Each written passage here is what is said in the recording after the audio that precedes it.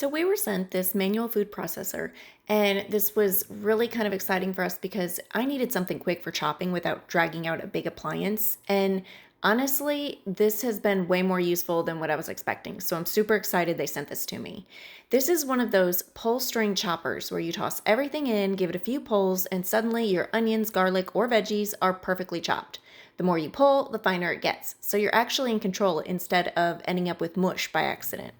So far, I've used this for onions, garlic, herbs, nuts, and even fruit, and it handles all of it easily. It's especially nice when you want to avoid onion tears or don't feel like washing a full food processor afterwards. The 500 milliliter size is just right for everyday cooking, so it's big enough to be useful but small enough to store easily, which is a huge win.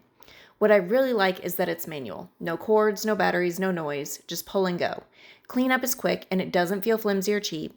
If you cook regularly and want a simple tool that saves time and effort without taking over your kitchen, this chopper is one of those small gadgets that actually earns its spot in the drawer, and I would definitely recommend it.